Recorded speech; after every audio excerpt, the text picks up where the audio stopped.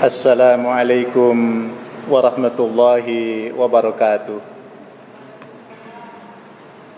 Innal hamdalillah nahmaduhu wa nasta'inuhu wa nastaghfiruh wa na'udzu billahi min syururi anfusina wa min sayyiati a'malina.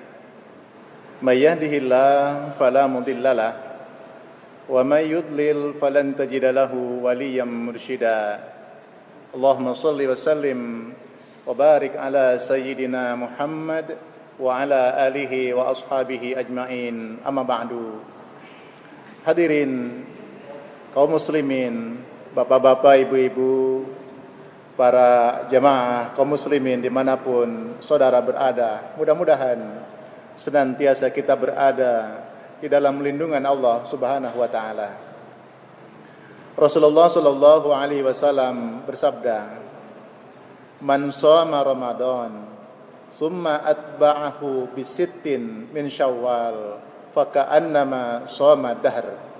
Hadis riwayat Abu Dawud, hadis yang ke-2078.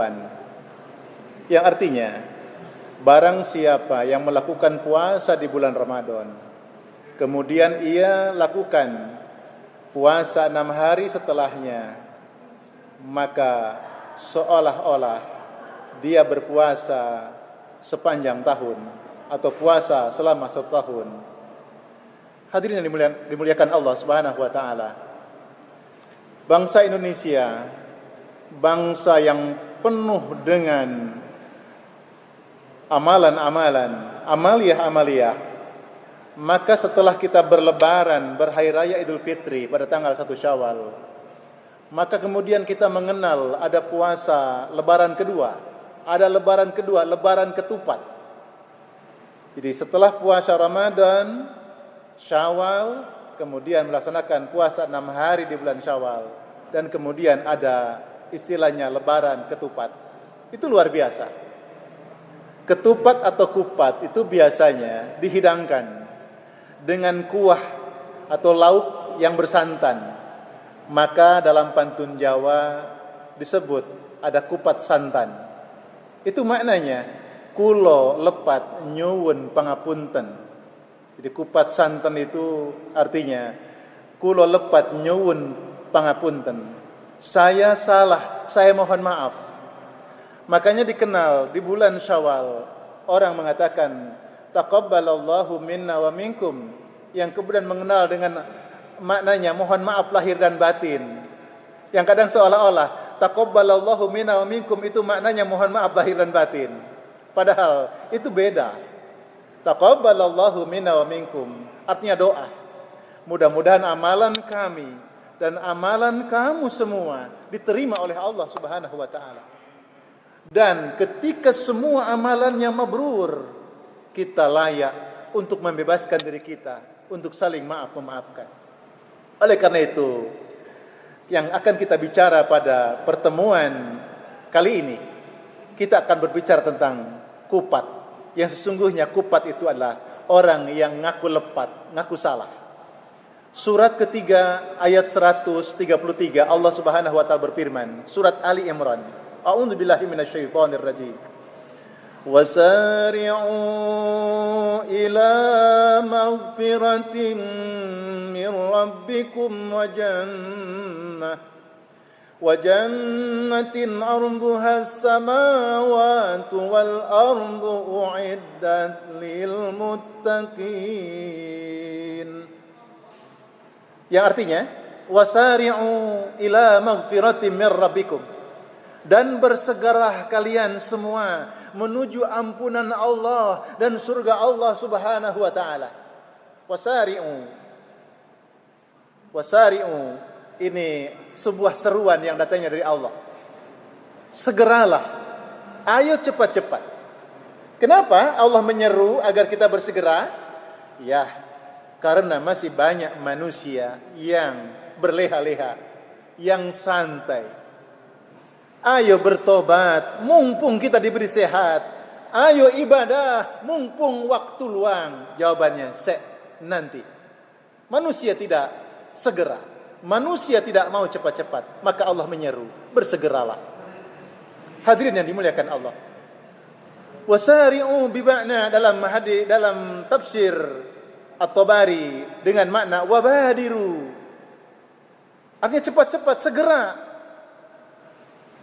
Ada dua hal jemaah yang menyebabkan Allah menyeru kita.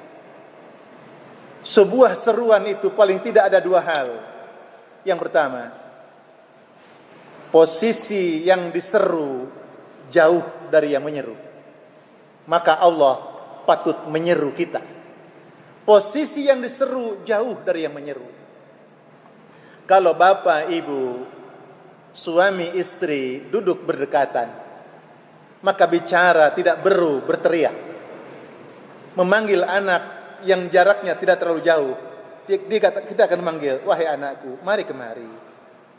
Tapi ketika anak kita jauh, atau kita sedang memanggil siapapun posisinya jauh, maka kita harus berteriak dengan nada yang agak keras. Ai mari kemari. Ini pun Allah sama, wasari'u.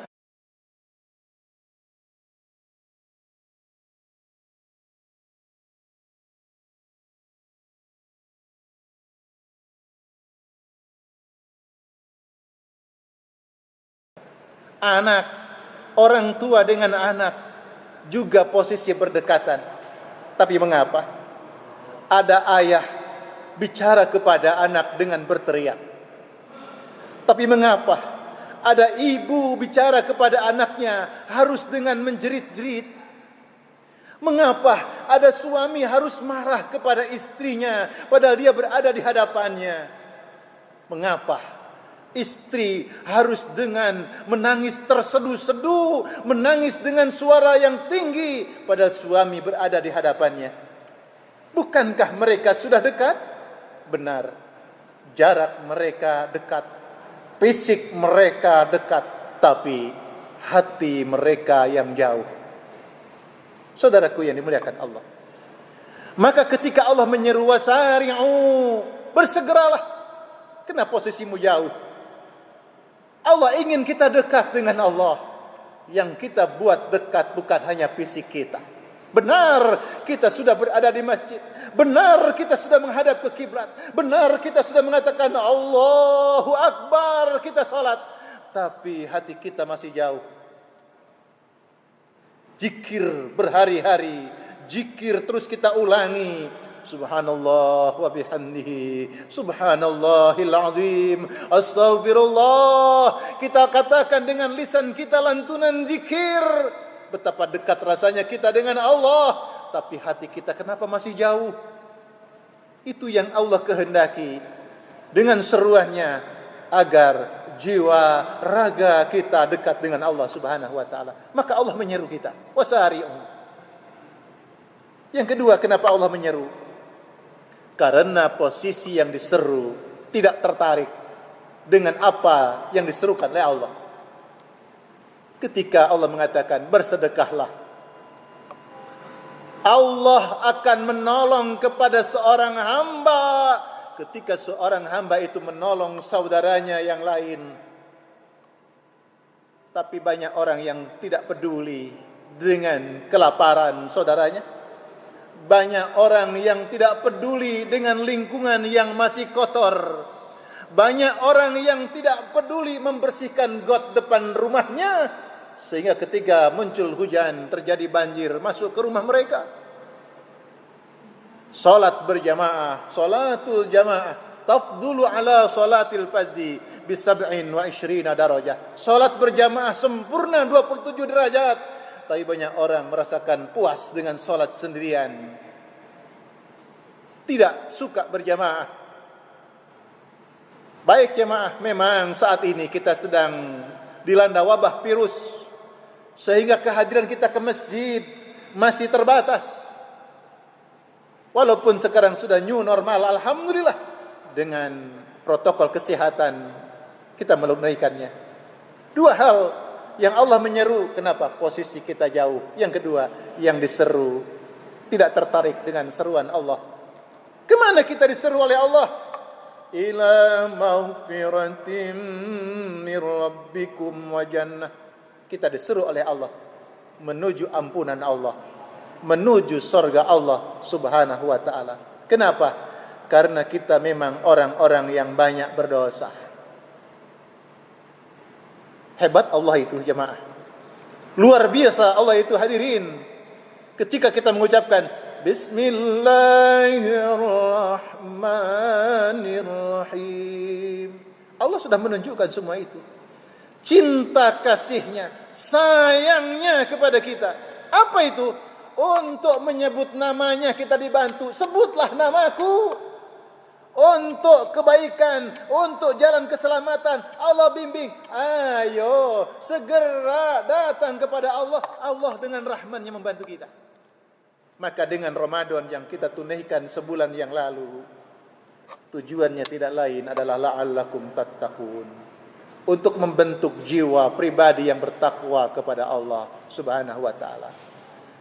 Untuk apa takwa? Untuk manusia, bukan untuk Allah.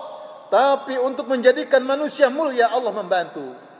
Ya ayyuhalladzina amanu kutiba alaikumus shiyam kama kutiba alal ladzina min qablikum la'allakum tattaqun. Ya ayyuhan nasu u'budu rabbakumul ladzi khalaqakum walladzina min qablikum la'allakum tattaqun. Puasa, ibadah, salat, zikir, la'allakum tattaqun, membentuk pribadi yang bertakwa. Luar biasa. Allah menunjukkan kasih sayangnya dengan cara agar kita menemukan pribadi yang bertakwa. Maka keluar Ramadan, kita berada di bulan Syawal, berlebaran. Maka harus ditemukan, Lebaran itu harus kita temukan buah dari ibadah kita selama Ramadan, ketakwaan kita.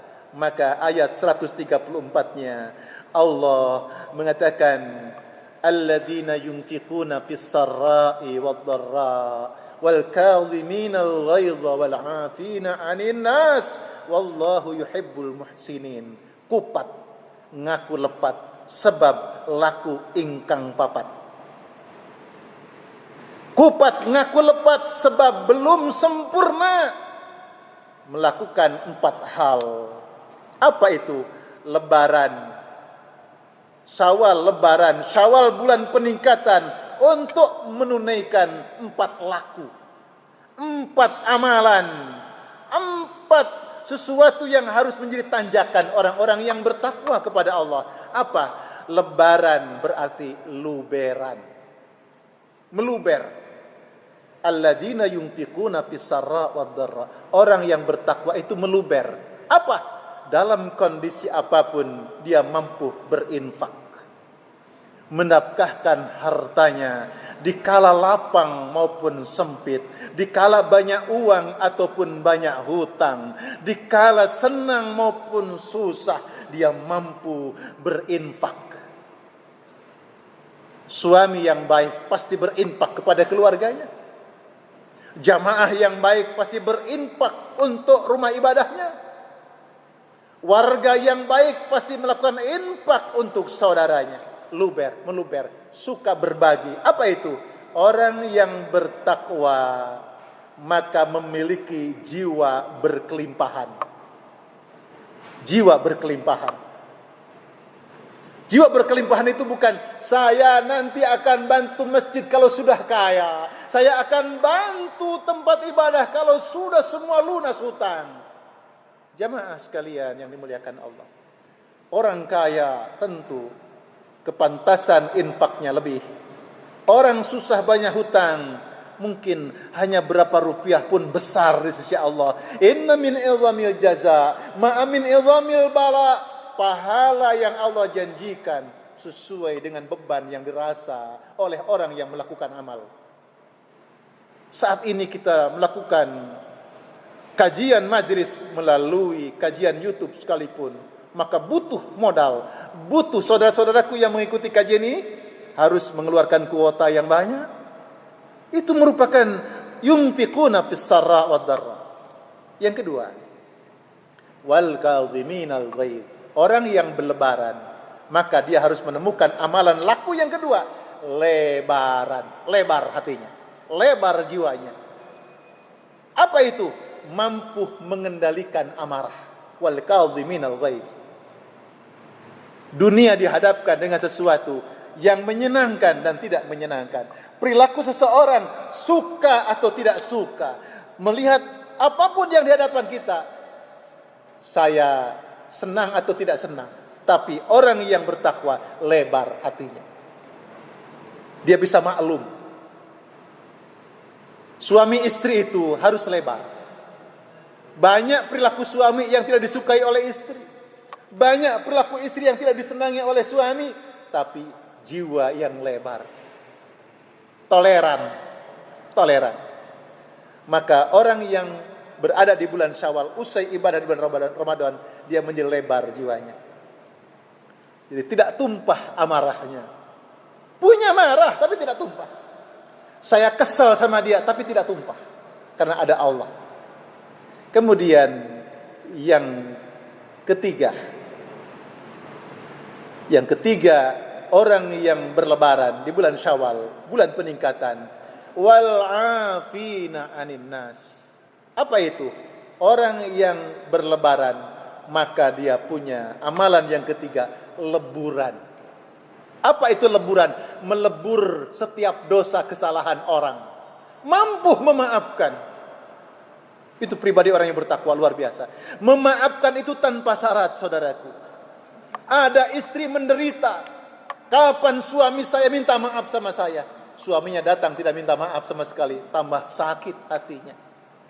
Suami begitu, istriku dulu punya salah. Saya datang di bulan Ramadan, di bulan Syawal ini, kapan dia minta maaf? Enggak, dia datang tidak minta maaf, tambah sakit. Orang yang bertakwa memaafkan tanpa syarat. Wal 'afina 'anin nas. Subhanallah, leburan. Di amalan orang mukmin yang ketiga, melebur. Dia memaafkan kesalahan orang lain. Kemudian yang keempat, orang yang bertakwa dari buah ibadahnya punya laku yang keempat. Wallahu yuhibbul muhsinin. Allah Maha mencintai orang-orang yang berbuat kebaikan. Apa itu? Orang yang berlebaran. Maka dia punya amalan laku yang keempat. Labur. Kalau kita sudah punya rumah yang bagus, supaya tambah indah, tambah cantik, maka dipoles, dicat, dikasih taman bunga, dikasih pernak-pernik, maka menjadi indah. Jadi orang-orang yang bertakwa itu, dia punya amalan, yaitu pertama meluber jiwanya, kemudian lebar hatinya, lebur suka memaafkan tanpa syarat. Tidak menunggu kapan dia minta maaf. Tidak. Sudah saya maafkan. Ketika ada orang datang. Pak, 2 tahun lalu saya punya salah sama Bapak. Gara-gara anak yang bertengkar. Saya orang tua belain anak. Akhirnya kita berkeluarga saling bermusuhan. Kemudian saya pindah ke daerah yang lain. Saya sadar Allah tidak redho amarah ini terjadi. Allah tidak redho kalau kita tidak saling memaafkan. Tolong maafkan saya, Pak. Sekeluarga maafkan saya. Apa jawabannya? Terlambat kamu. Maafkan saya sampai mencium kakinya. Terlambat kamu. Kenapa saya minta maaf kok terlambat? Sebab sebelum engkau datang ke sini dan sebelum engkau mengucapkan minta maaf kepada saya di sini, sejak lama saya sudah memaafkan kamu sekeluarga. Luar biasa. Kemudian laburan. Sifat orang mukmin itu, orang bertakwa itu, ketika dia memberikan infak sedekah, berbagi karena dia berkelimpahan, menghadapi situasi kondisi yang tidak nyaman, dia lapang hatinya, tidak gampang tersulut emosi. Kemudian dia memaafkan kesalahan orang, lantas dia mendoakan kebaikan. Ya Allah, dia punya salah. Ya Allah, dia menyakitkan hati, tapi saya maafkan dia, ya Allah. Kemudian bukan hanya maafkan, ya Allah, ampuni dia karena aku sudah membebaskannya. Maafkan dia karena aku sudah memaafkannya. Ya Allah, ampuni dia. Dialah kebaikan yang luar biasa. Itu harus ditemui, harus ditemukan siapapun yang mengaku beriman kepada Allah dan ingin menapaki derajat bertakwa. Ini yang dapat kami sampaikan. Mudah-mudahan bermanfaat untuk diri saya pribadi dan siapapun yang menyimak kajian ini. Mari kita berdoa kepada Allah Subhanahu wa taala. Bismillahirrahmanirrahim. Rabbana innana amanna faghfir lana dzunubana wa qina adzabannar. Ya Rabb kami, sesungguhnya kami adalah hamba-Mu yang beriman kepadamu. Ya Rabb, jadikan keimanan kami jalan pengampunan semua dosa kesalahan kami. Jadikan keimanan kami jalan selamat kami dunia dan akhirat kami. Ya Rabb, kepada siapa kami meminta kecuali hanya meminta kepadamu. Kepada siapa lagi kami meminta tolong, ya Allah, kecuali hanya Engkau, Allah yang Maha Penolong. Tolonglah kami, keluarga kami, sahabat kami, kaum muslimin, bangsa Indonesia. Berikan sehat walafiat. Jadikan negeri kami negeri yang damai, aman, sentosa. Angkat ya Allah wabah yang terjadi saat ini, wabah corona. Karena Engkau Maha Kuasa, ya Rabb, innaka ala kulli syai'in qadir. Allahumma adfa'anna al-ghala wal bala wal waba wal fahsya wal munkar والطاعون والكورونا والشيوخ المختلفة والشدائد والمحن ما ظهر منها وما بطن من بلد هذا خاصة ومن بلدان المسلمين عامة إنك على كل شيء قدير ربنا آتنا في الدنيا حسنة وفي الآخرة حسنة وقنا عذاب النار والحمد لله رب العالمين. Demikian, kurang lebih mohon dimaafkan. Billahil hidayah wat taufiq. Wassalamualaikum warahmatullahi wabarakatuh.